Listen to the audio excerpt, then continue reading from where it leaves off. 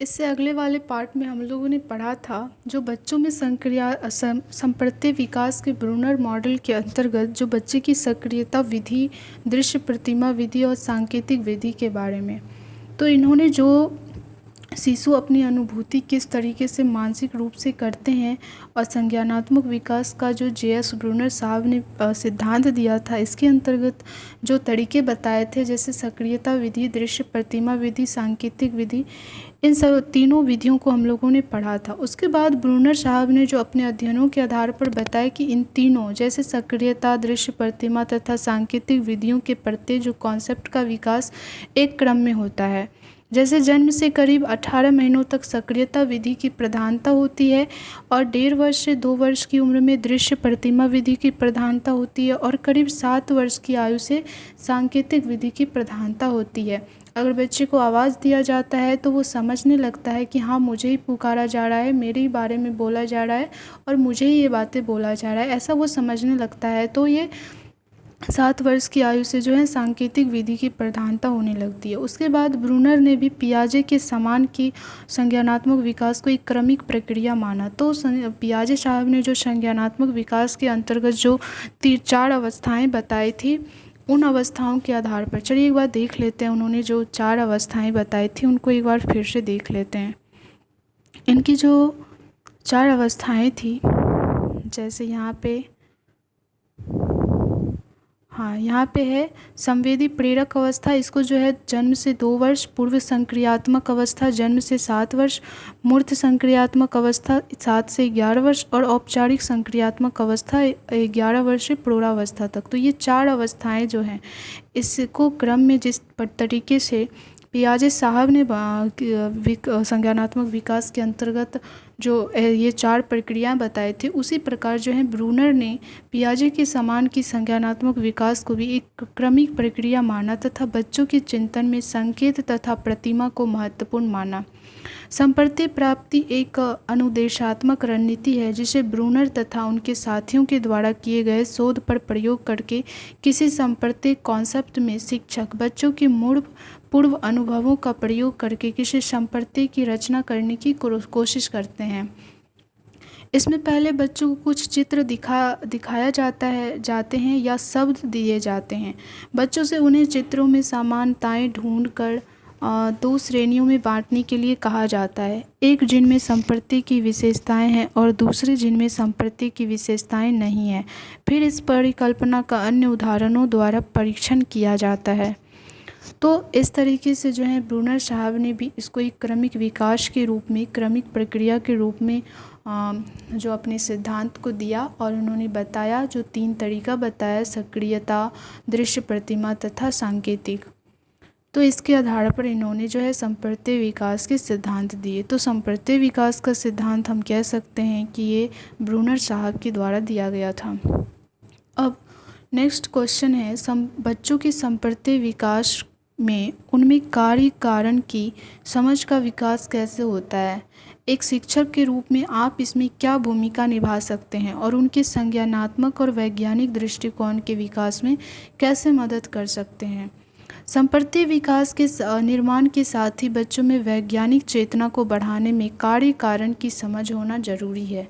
पियाजे के अनुसार हर बच्चे छोटे वैज्ञानिक होते हैं। वो वस्तुओं और घटनाओं पर क्रिया करके अपनी अवधारणाओं का निर्माण करता रहता है और इसी से अपने आसपास की दुनिया की समझ बनाती है। बस फ़र्क सिर्फ इतना होता है कि छोटा बच्चा बड़े से अलग सोचता है, अलग तरीके से तर्क लगाता है और अलग निष्कर्ष पर पहुंचता है।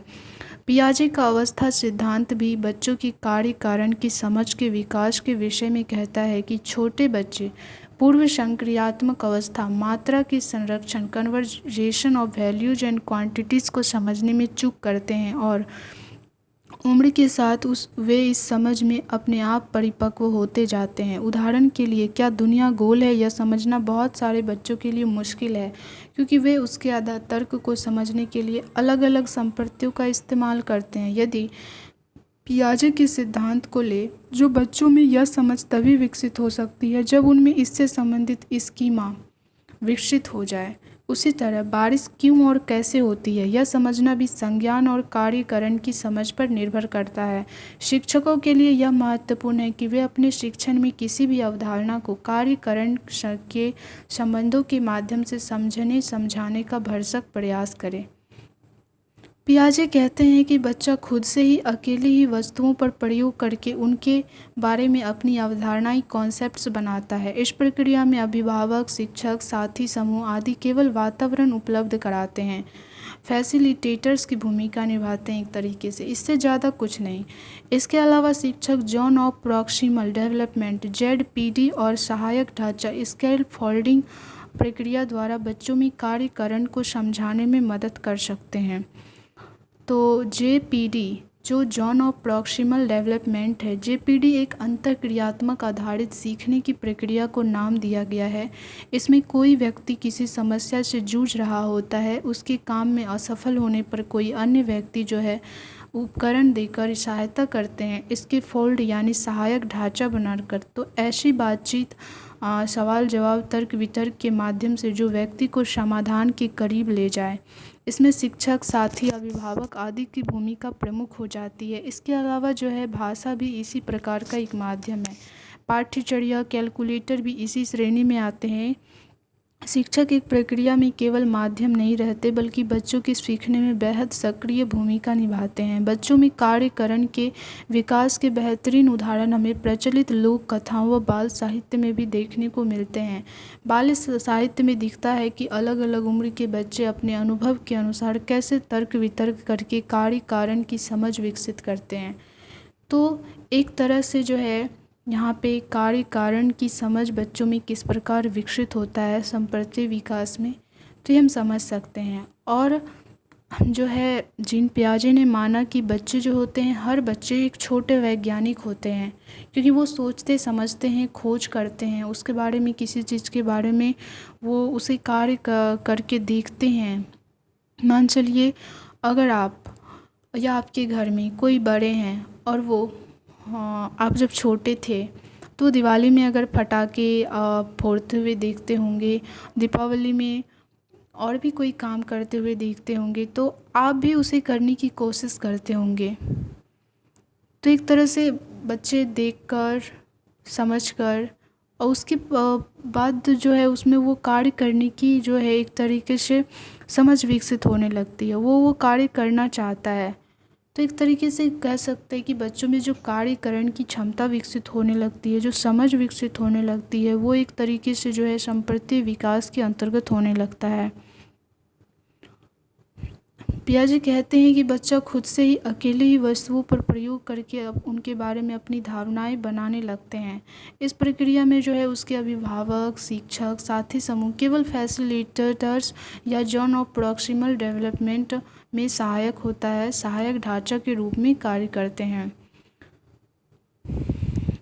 इसके अंतर्गत और भी चीज़ें आ जाती है, जैसे पाठ्यचर्या भी बच्चों को समझने में विकसित करता है, उसका संप्रति विकास को विकसित करता है। कैलकुलेटर, अगर बच्चे से कैलकुलेट नहीं हो पा रहा है तो कैलकुलेटर भी उसकी भूमिका निभाता है फैसिलिटेटर की। तो एक तरीके से ये सारी श्रेणी में आ जाते हैं संप्रति विकास के कार्यकरण की समझ विकसित करने में। उसके बाद नेक्स्ट क्वेश्चन है, और बच्चे की जो कार्यकरण की बात है, जो बच्चे कार्य करेंगे किस प्रकार से, तो जो वो इस बाल साहित्य में पढ़ते सुनते हैं और जो कथाएं उन्होंने कभी सुन रखी है तो उसके अंतर्गत भी वो कार्य करेगा। क्योंकि आप देखे होंगे कि अगर घर में बोला जाता है कि रात में बाल नहीं झाड़ना चाहिए, तो बच्चे जानते हैं कि हमें मम्मी के द्वारा, दादी के द्वारा या किसी और के द्वारा कहा गया कि रात में बाल नहीं झाड़ना चाहिए तो नहीं झाड़ना है, तो बच्चे समझ जाते हैं। तो और भी बहुत सारी चीज़ें हैं जो बच्चे इस तरीके से समझते हैं। या फिर कोई कहानियाँ सुन रखी है, दंत कथाएँ बाल साहित्य में पढ़ रखी है, तो उसके आधार पर भी बच्चे जो कार्यकरण की समझ विकसित करते हैं। उसके बाद है बाल विकास और सीखने में अंतर संबंध की परिचयात्मक समझ विकसित करें। जो बाल विकास और उसके सीखने में अंतर संबंधों की परिचयात्मक समझ विकसित करें या बाल विकास और सीखने में क्या अंतर संबंध है इसके बारे में, या और भी इसका एक क्वेश्चन हो सकता है, बाल विकास का सीखने यानी अधिगम से क्या संबंध है। तो ये 3 क्वेश्चन है, बाल विकास और सीखने में अंतर संबंध की परिचयात्मक समझ, बाल विकास और सीखने में क्या अंतर संबंध है, बाल विकास का सीखने से क्या संबंध है। तीनों एक ही चीज़ें हैं। तो विकास से संबंध परिवर्तन का होना है। बाल विकास में व्यक्ति ने मानसिक, सामाजिक, संवेगात्मक तथा शारीरिक दृष्टि से होने वाले परिवर्तनों को सम्मिलित किया जाता है तथा व्यवहारिक परिवर्तनों में जैसे कार्य कुशलता, कार्य क्षमता, व्यक्तिगत स्वभाव से परिवर्तन या सुधार का होना सम्मिलित है। हरलॉक एक वैज्ञानिक है, मनोवैज्ञानिक। हरलॉक के अनुसार विकास का अर्थ बढ़ने से नहीं, इसका तात्पर्य बालक की परिपक्वता की ओर परिवर्तनों का विकासात्मक क्रम है। विकास के होने से बालक या व्यक्ति में विशिष्ट योग्यताएं और विशिष्ट विशेषताएं देखने को मिलती है, जो परिपक्वता से लक्ष्य को प्राप्त करने की ओर होता है। सीखना विकास की प्रक्रिया है। सीखना जो है विकास की प्रक्रिया है। अधिगम तब तक संभव नहीं है जब तक कि व्यक्ति शारीरिक तथा मानसिक रूप से परिपक्व नहीं हो। सीखने के कई प्रकार हैं, ज्ञानात्मक, गामक, संवेदनात्मक, अधिगम आदि। हम जो भी नया काम करते हैं उसे विकास की विभिन्न अवस्थाओं में आत्मसात कर लेते हैं। उदाहरण के लिए 3 वर्ष का बालक साइकिल चलाना नहीं सीख पाता है, इसका प्रमुख कारण होगा आयु एवं परिपक्वता का अभाव। उसी प्रकार सामान्य बुद्धि बालक प्रायः 11 माह की अवस्था में अनुकरण एवं प्रयास द्वारा बोलना सीख जाते हैं। सीखने के द्वारा हम ज्ञान अर्जित करते हैं तथा अपने व्यवहार में परिवर्तन लाते हैं। जन्म के तुरंत बाद व्यक्ति सीखना प्रारंभ कर देता है। अधिगम के द्वारा ही व्यक्ति का सर्वांगीण विकास होता है और वह इसके माध्यम से जीवन के लक्ष्यों को प्राप्त करता है। सीखने का विकास से गहरा संबंध है, इसे हम बालक के विकास की विभिन्न अवस्थाओं के द्वारा भी समझ सकते हैं।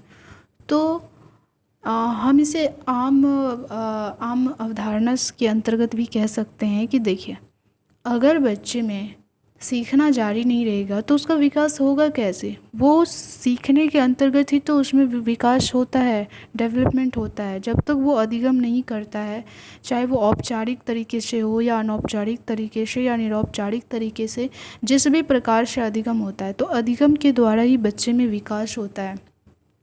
हम शारीरिक विकास को छोड़कर और भी किसी चीज़ की विकास को देखें अगर, तो उसका जो मानसिक विकास है, बौद्धिक विकास है, जो संज्ञानात्मक विकास है, जो गामक विकास है, ज्ञानात्मक विकास है, वो सारे विकास उसके अधिगम पर ही निर्भर करता है। तो एक तरीके से कह सकते हैं कि अधिगम और उसके विकास में बहुत हद तक अंतर संबंध है।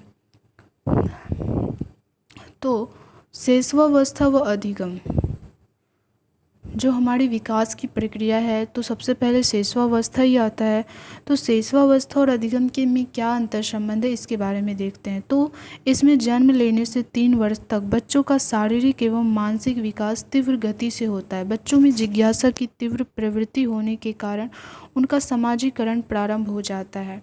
मनोवैज्ञानिक दृष्टि से यह अवस्था भाषा सीखने की सर्वोत्तम अवस्था होती है। तो हम कह सकते हैं कि हमारी जो ये विकास की प्रक्रिया होती है, तो ये हमारे सीखने के अंतर्गत ही होती है, क्योंकि हम इसमें भाषा सीखने की सर्वोत्तम अवस्था में होते हैं। तो ये हमारा जो है भाषा हम सीख रहे हैं, तो ये हमारे कहीं ना कहीं विकास को प्रभावित भी कर रहा है और हमारे ये इस विकास की अवस्था है भाषा सीखने की। उसके बाद बाल्यावस्था एवं अधिगम में क्या अंतर संबंध है। इसके प्रथम 6 से 9 वर्ष में बालकों की लंबाई एवं भार दोनों बढ़ते हैं। बच्चों में पढ़ाई के प्रति रुचि तथा शक्तियों का विकास होता है। इस अवस्था में बच्चों के सीखने की गति मंद एवं सीखने का क्षेत्र जो है सीखने की गति मंद एवं सीखने का क्षेत्र विस्तृत हो जाता है। गति मंद होती है, लेकिन बच्चे का जो सीखने का क्षेत्र है वो बहुत विस्तृत हो चुका होता है। वो संकुचित नहीं होता, वो बहुत दूर दूर तक सोचता है। हालांकि मंद गति से ही सोचता है, लेकिन वो बहुत विस्तृत तरीके से सोचना प्रारंभ करने लगता है। तो इस अवस्था में जो है ये भी सीखने की अवस्था से ही अंतर संबंध का विकसित हो रहा है इसमें भी। उसके बाद किशोरावस्था एवं अधिगम। इस अवस्था में व्यक्ति बाल्यावस्था से परिपक्वता की ओर अग्रसर होता है। इस अवस्था में किशोरों की बुद्धि का पूर्ण विकास हो जाता है। उसके ध्यान केंद्रित करने की क्षमता व स्मरण शक्ति बढ़ जाती है, जिससे उनके सीखने के क्षेत्र विस्तृत हो जाता है। वे अपने भविष्य को लेकर गंभीर होने लगते हैं।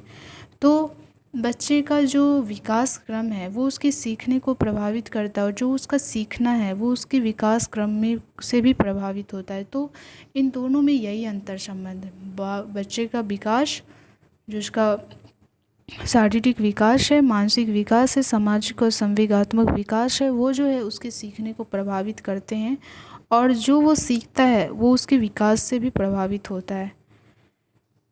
तो यही अंतर संबंध था इसमें। शिशुअवस्था व अधिगम, बाल्यावस्था एवं अधिगम, किशोरावस्था एवं अधिगम। उसके बाद नेक्स्ट क्वेश्चन है, सीखना और परिपक्वता में क्या अंतर है। सीखना और परिपक्वता में क्या अंतर है। अधिगम और मैच्योरिटी में क्या अंतर है। लर्निंग और मैच्योरिटी। तो क्या यह एक दूसरे पर आधारित है, स्पष्ट करें। तो ये बिल्कुल सही है, क्योंकि जैसे जैसे हम सीखते जाते हैं वैसे वैसे हम लोगों में मैच्योरिटी आती जाती है। बहुत पहले हम कुछ बातें सुनी होती हैं तो उसके बारे में हमें और भी जानकारी नहीं होती है, तो वो एक तरीके से उसमें मैच्योरिटी नहीं आई होती है। फिर हम उसके बारे में और भी ज्ञान अनुभव करते हैं, ज्ञान हासिल करते हैं, अभ्यास करके सीखते हैं, तो उस तरीके से उसमें मैच्योरिटी आ जाती है। वो एक तरीके से कह सकते हैं कि पूरा जो है संप्रत्यय विकसित हो चुका होता है। तो ये सीखने के अंतर्गत ही हुआ ना, ऐसे तो मैच्योरिटी नहीं आ जाएगी। तो परिपक्वता और सीखने के बीच मुख्य अंतर यह है कि सीखने अनुभव, ज्ञान और अभ्यास के माध्यम से आता है, जबकि परिपक्वता उस व्यक्ति के भीतर से आता है जिसे वह बढ़ाता और विकसित करता है। मनोवैज्ञानिक के अनुसार सीखना एक प्रक्रिया है जिसके परिणाम स्वरूप व्यक्ति में एक व्यवहारिक परिवर्तन होता है। दूसरी तरफ परिपक्वता एक ऐसी प्रक्रिया है जहाँ व्यक्ति उपयुक्त तरीके से स्थितियों पर प्रतिक्रिया करना सीखता है। परिपक्वता प्राकृतिक नियमों के अनुसार स्वयं होने वाला शारीरिक क्षमता का विकास है। व्यवहार शरीर पर आधारित है। जब तक शरीर के अंग व मांसपेशियों का विकास नहीं होता, व्यवहार नहीं हो सकता। सीखने की क्रिया के लिए उपयुक्त शारीरिक आधार आवश्यक है। परिपक्वता शारीरिक भी होती है, मानसिक भी। परिपक्वता के कारण भी शारीरिक व्यवहारगत परिवर्तन होते हैं। ये परिवर्तन आयु के साथ स्वयं आते चले जाते हैं, उन्हें सीखना नहीं पड़ता। सीखने से होने वाले व्यवहारगत परिवर्तन अभ्यास के कारण होती है। सीखने का आधार परिपक्वता है। तो जो भी हमारे सीखने का आधार होता है वो परिपक्वता है। शारीरिक परिपक्वता के अभाव में सीखना संभव नहीं है। परिपक्वता व सीखने में निम्नलिखित प्रमुख अंतर है। तो हम लोग यहाँ अंतर भी जान लेते हैं। तो चलिए, परिपक्वता प्राकृतिक या स्वाभाविक है और सीखने के लिए प्रयास और कई तरह की क्रियाएं करनी पड़ती है। दूसरा, परिपक्वता के कारण होने वाले व्यवहार के परिवर्तन संपूर्ण नस्ल या प्रजाति में पाए जाते हैं। सीखने से होने वाले परिवर्तन केवल व्यक्ति में आते हैं। परिपक्वता के लिए अभ्यास आवश्यक नहीं है, सीखने के लिए अभ्यास आवश्यक है।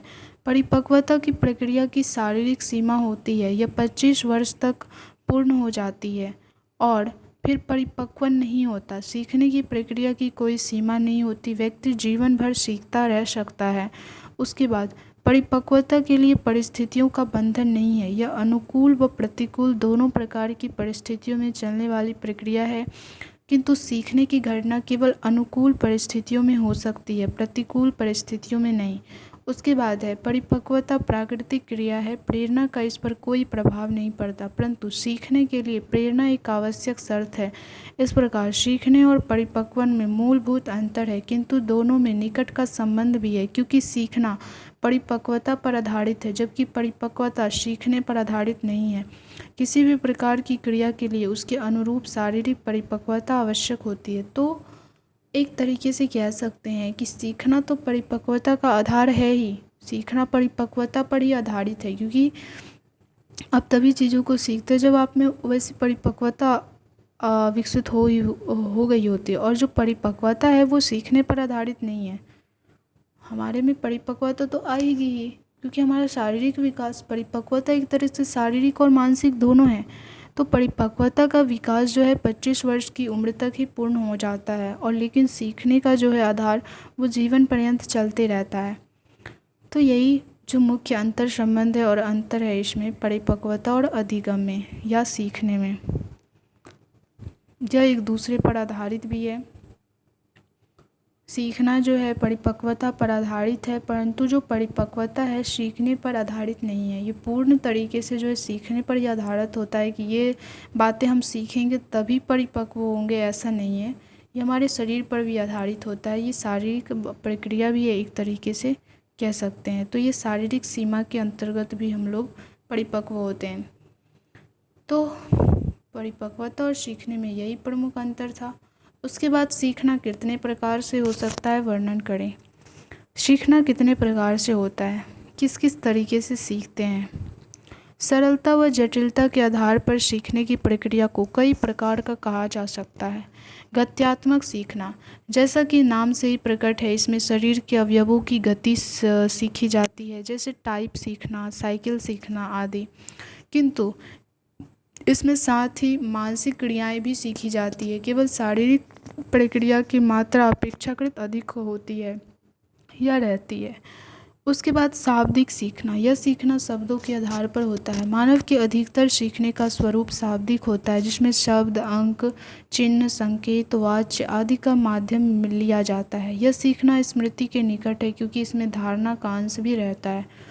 तो जो शाब्दिक बातें होती है तो वो एक तरह से धारणा पर आधारित होती है। धारणा के अंतर्गत ही हमारी जो सीखने की स्मृति है उसके निकट होती है। हमारी स्मृति में ये बातें और ये अवधारणाएं बनी होती है शब्दों के अंतर्गत। तो हम इस तरीके से शाब्दिक सीखना हमारा होता है। और ये शाब्दिक सीखना जो है अधिकतर होता है मानव के लिए, क्योंकि मानव ज़्यादा चीज़ों को गत्यात्मक तरीके से नहीं कर सकता, तो वो उसे शब्दों के माध्यम से ही सीखता है।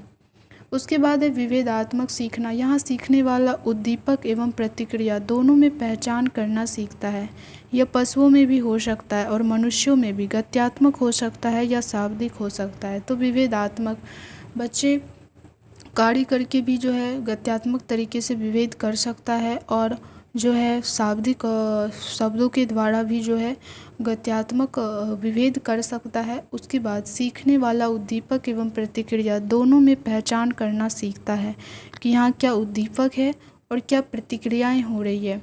उसके बाद समस्या समाधान, यह सीखने की जटिलतम अवस्था है, जिसमें पहले सीखी हुई प्रतिक्रियाओं को चुनना व जोड़कर नया समाधान खोजना पड़ता है। कुछ मनोवैज्ञानिक इसे चिंतन का एक रूप मानते हैं। वास्तव में चिंतन भी सीखने का मानसिक रूप या अप्रकट रूप ही है, इत्यादि।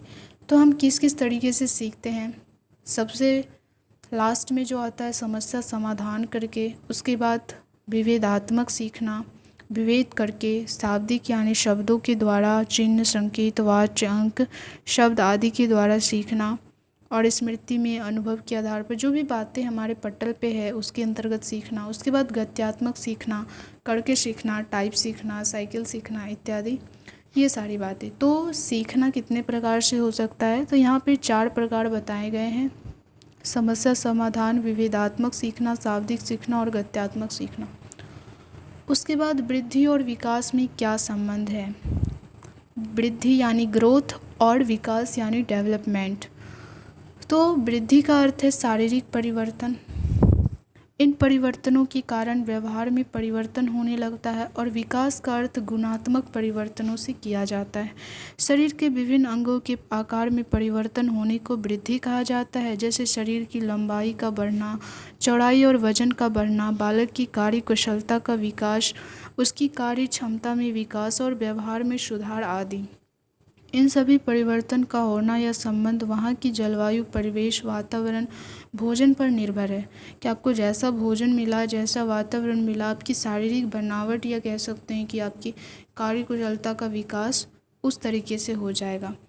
उसके बाद अर्थात कहा जा सकता है कि व्यक्ति के शरीर का बढ़ने और परिवर्तन होने का सर्वप्रमुख कारण जो है बाह्य वातावरण से अंतर्क्रिया करना कहा जा सकता है। सोरेनसन एक मनोवैज्ञानिक है। उन्होंने अपने शब्दों में कहा है कि अभिवृद्धि से आशय शरीर तथा शारीरिक अंगों से भार तथा आकार की दृष्टि से वृद्धि होना है, ऐसी वृद्धि जिसको मापा जा सकता हो। वृद्धि की अवधारणा विकास की अवधारणा का ही एक भाग है। तो वृद्धि जो है विकास के अंतर्गत ही आता है। अब विकास का संबंध अभिवृद्धि से अवश्य होता है, पर यह शरीर के अंगों में होने वाले परिवर्तनों को विशेष रूप से व्यक्त करता है। विकास में व्यक्ति के मानसिक, सामाजिक, संवेगात्मक तथा शारीरिक दृष्टि से होने वाले परिवर्तनों को सम्मिलित किया जाता है तथा व्यवहारिक परिवर्तनों जैसे कार्यकुशलता, कार्य क्षमता, व्यक्तिगत स्वभाव में परिवर्तन या सुधार का होना सम्मिलित है। उदाहरण स्वरूप बालक की हड्डियां आकार में बढ़ती है, यह बालक की अभिवृद्धि है, किंतु हड्डियां कड़ी हो जाने के कारण उनके स्वरूप में जो परिवर्तन आ जाता है यह विकास को दर्शाता है। इस प्रकार विकास में अभिवृद्धि का भाव निहित रहता है। इस प्रकार हम कह सकते हैं कि वृद्धि एवं विकास में अन्योन्य आश्रय संबंध है।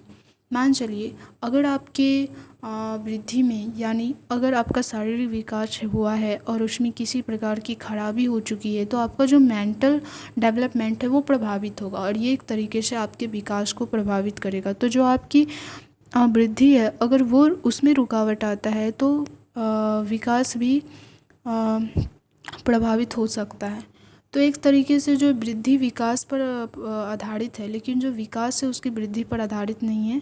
ऐसा नहीं कि जिसका शारीरिक विकास नहीं हुआ हो, जो बढ़ा नहीं हो और तो उसमें जो है मानसिक विकास या सामाजिक विकास नहीं होगा, ऐसा नहीं है। तो विकास और वृद्धि में संबंध भी है और अंतर भी है। उसके बाद सीखने की प्रमुख विशेषताओं को उदाहरण द्वारा स्पष्ट करें। जो सीखने की प्रमुख विशेषताएं हैं उसके बारे में हमें बताना है। तो 13 नंबर क्वेश्चन है, सीखने की प्रमुख विशेषताओं को उदाहरण द्वारा स्पष्ट करें। सीखना लगातार चलने वाली प्रक्रिया है। मनुष्य जीवन भर सीखता रहता है जब तक कि उसकी मृत्यु नहीं हो जाती। वह कुछ ना कुछ सीखता ही रहता है, जैसे कोई व्यक्ति सेवानिवृत्त होने के बाद पेंटिंग सीखता है आदि। और सीखना अनुकूलन प्रक्रिया है। एक बच्चा जो घर पर काफ़ी सक्रिय रहता है अथवा बड़ों की बात को नहीं मानता, वही बालक विद्यालय में शिक्षक की सारी बातों को मानता है एवं अनुशासन में रहता है। तो हम कह सकते हैं कि बालक यहाँ वातावरण के अनुसार अनुकूलन करता है एवं सीखता है।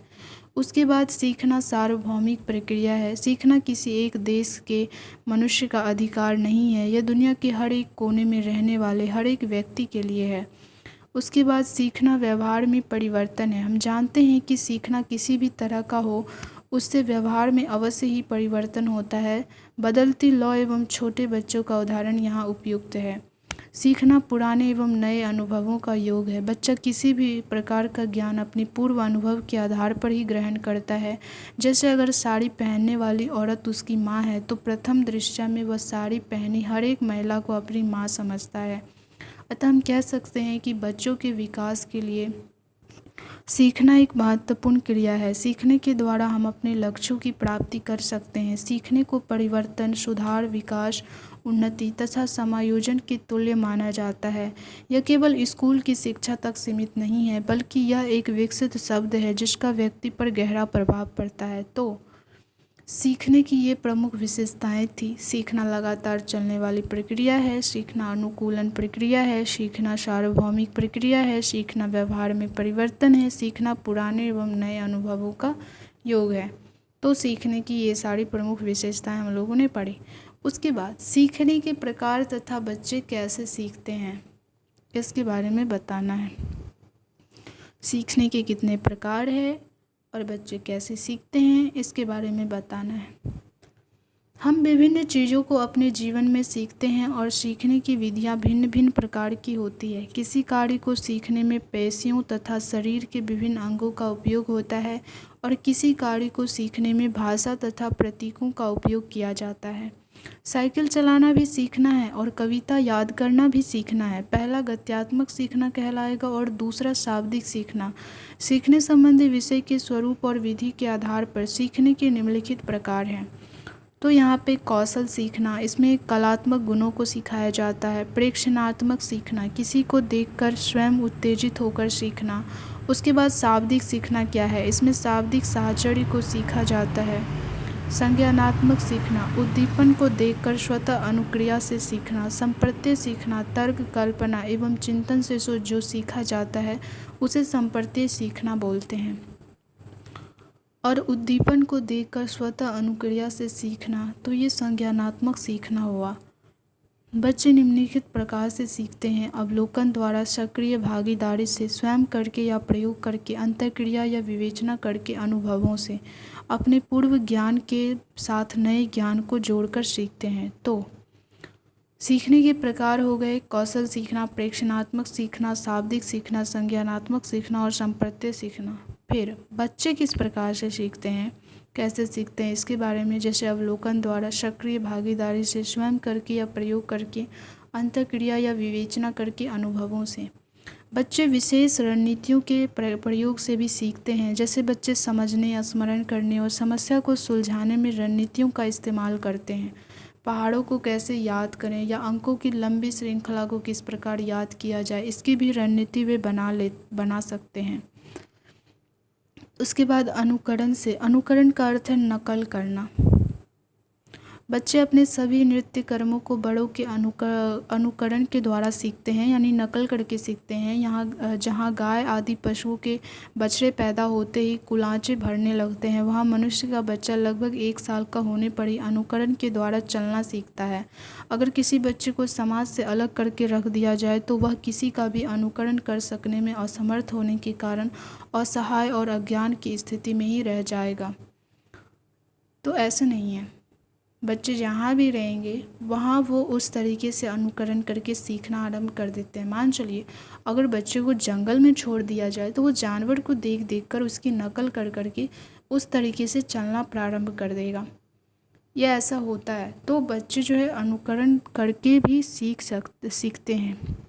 वो जिस वातावरण में जाएगा वहाँ के लोगों का अनुकरण करेगा, वहाँ के वातावरण से संबंध स्थापित करके सीखेगा। तो ये अनुकरण से भी सीख सकता है। बच्चे विशेष रणनीतियों के प्रयोग से भी सीखते हैं। उसके बाद सीखने की विधियाँ, तो ये हम लोगों ने जाना सीखने के प्रकार और बच्चे कैसे सीखते हैं। उसके बाद सीखने की विधियाँ, करके सीखना, लर्निंग बाय डूइंग। इस विधि में छात्र के द्वारा प्रत्येक कार्य में प्रत्यक्ष रूप से भाग लिया जाता है। बच्चे किस कार्य को स्वयं करते हैं उसे वे जल्दी सीखते हैं। जब बच्चे किसी कार्य को स्वयं करते हैं तो वे उसके उद्देश्य का निर्माण करते हैं, उसको करने की योजना बनाते हैं और उसे पूर्ण करने की कोशिश करते हैं। यदि उसमें वे असफल रहते हैं तो अपनी गलतियों का पता लगाते हैं तथा उनमें सुधार करने का प्रयत्न करते हैं। आज की शिक्षा प्रणाली इस विधि पर आधारित बाल केंद्रित शिक्षा है। किसी चीनी लेखक का कथन है, जब हम सुनते हैं तो भूल जाते हैं, जब हम देखते हैं हम याद रखते हैं और जब हम करते हैं तब हम समझ जाते हैं। तो जब बच्चा सिर्फ सुनता है तो वो भूल जाता है कुछ दिन में, और जब बच्चा देखता है तो वो कुछ दिन तक याद रखता है, लेकिन जब बच्चा करता है तो वो उसकी समझ को जो हमेशा के लिए याद रख लेता है, हमेशा जो है उस चीज़ों के बारे में उसमें समझ विकसित हो गई होती है। तो करके सीखना, तो ये सबसे ज़्यादा जो है प्रभावी होता है करके सीखना। तो ये सीखने की एक प्रबल विधि है करके सीखना, लर्निंग बाय डूइंग। उसके बाद अनुकरण द्वारा सीखना, अभी अभी हम लोगों ने पढ़ा नकल करके। इमिटेशन, लर्निंग बाय इमिटेशन, अनुकरण द्वारा सीखने की प्रक्रिया शैशवावस्था से ही प्रारंभ हो जाती है। विद्यालय में बच्चे शिक्षक द्वारा की जाने वाली क्रियाओं का अनुकरण करके सीखते हैं। इस विधि में शिक्षक छात्र के लिए आदर्श स्वरूप होता है। मनोवैज्ञानिक हैगार्ट महोदय की अनुकरण द्वारा सीखने का सिद्धांत से भी यह स्पष्ट होता है कि अधिगम की प्रक्रिया अनुकरण के माध्यम से सरल होती है। तो नकल करना हर बच्चे की जो है विशेषता होती है, वो हर चीज़ की नकल करता है, हर लोगों की नकल करके सीखता है। हैगार्ट महोदय ने जो है नकल करने का अनुकरण द्वारा सीखने का सिद्धांत दिया था। हैगार्ट महोदय जो एक मनोवैज्ञानिक है, उन्होंने तो अनुकरण द्वारा भी सीखना होता है। तो ये सीखने की एक विधि है, अनुकरण द्वारा सीखना। उसके बाद निरीक्षण करके सीखना, निरीक्षण करके सीखना, लर्निंग बाय ऑब्जर्वेशन। बच्चे जिस वस्तु का निरीक्षण करते हैं उसके बारे में वे जल्दी और अस्थायी रूप से सीख जाते हैं।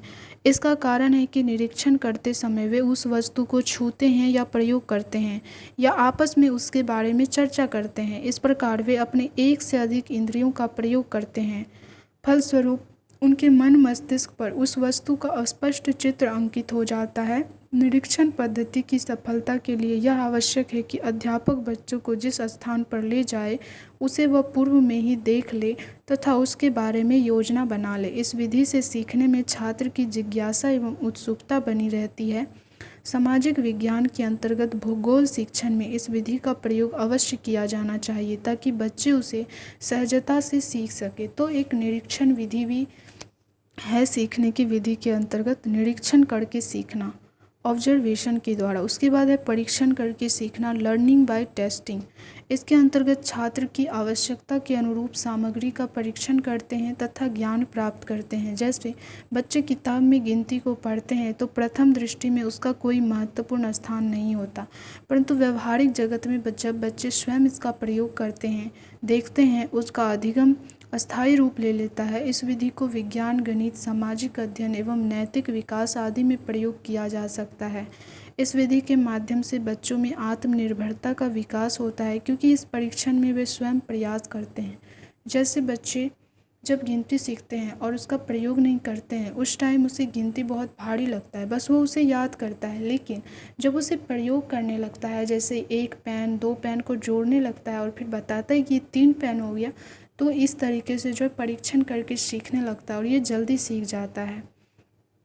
उसके बाद सामूहिक विधियों द्वारा सीखना, लर्निंग बाय ग्रुप मेथड्स। सामूहिक विधियों द्वारा सीखना अधिक सहायक एवं उपयोगी होता है। इस संबंध में कॉल्सनिक मनोवैज्ञानिक है। इनका मत है कि बालक को प्रेरणा प्रदान करने, उसे शैक्षिक लक्ष्यों को प्राप्त करने में सहायता देने, उसके मानसिक स्वास्थ्य को उत्तम बनाने, उसके व्यवहार में सुधार करने और उसमें आत्मनिर्भरता तथा सहयोग की भावनाओं का विकास करने के लिए सामूहिक विधियां अधिक प्रभावशाली होती है। मुख्य सामूहिक विधियां निम्नलिखित हैं। सम्मेलन व विचार गोष्ठी विधि, कॉन्फ्रेंस एंड सेमिनार मेथड्स। इस विधि में किसी विशेष विषय पर छात्र या छात्राओं द्वारा विचार विमर्श, वाद विवाद एक निश्चित समय में करना होता है। इसमें ऐसे प्रकरण पर विचार किया जाता है जिसमें सभी सदस्यों की रुचि होती है।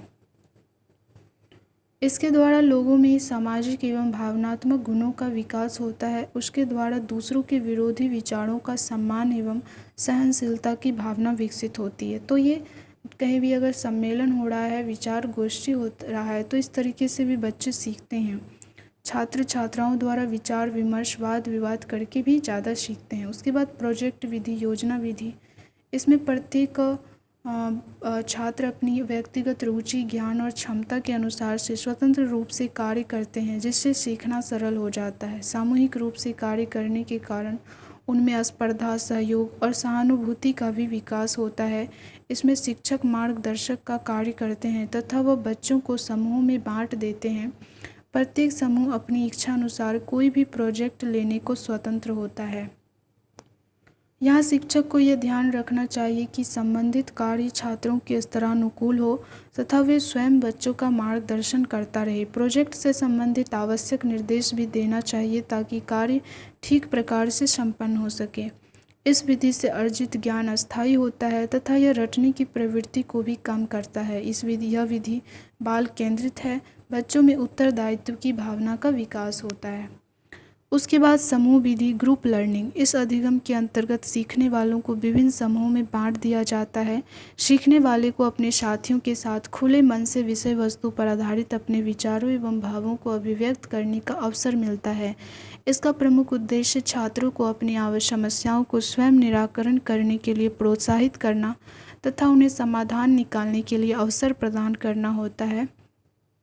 आवश्यकता पड़ने पर इस शिक्षक से सहायता प्राप्त कर सकते हैं। समूह अधिगम में छात्र अधिक स्वतंत्र होने के कारण समस्या के समाधान में अपने विचारों को पूर्ण रूप से प्रकट कर सकते हैं। तो ये सारी विधियाँ जो इस सीखने की विधियाँ थी, समूह अधिगम, प्रोजेक्ट विधि, सम्मेलन व विचार गोष्ठी, समूह विधियों द्वारा सीखना, ये इसी के अंतर्गत आ गया। उसके बाद परीक्षण करके सीखना, निरीक्षण द्वारा सीखना, अनुकरण द्वारा सीखना और करके सीखना, ये सारी सीखने की विधि है। और इससे पहले बच्चे किस प्रकार से सीखते हैं ये भी विधि थी। और सीखने के प्रकार के अंतर्गत आ गया कौशल सीखना, प्रेक्षणात्मक सीखना। तो सीखने के प्रकार और विधि में अंतर है।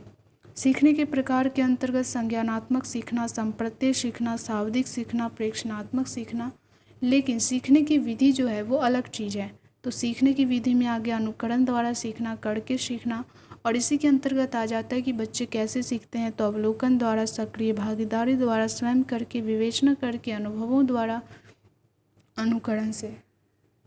तो विधि और प्रकार में अंतर है। उसके बाद नेक्स्ट पार्ट में हम लोग आगे क्वेश्चन करेंगे, क्वेश्चन पढ़ेंगे और उसके उत्तर, जैसे सीखने को प्रभावित करने वाले कारक तथा सीखने की विभिन्न परिस्थितियों का वर्णन करें।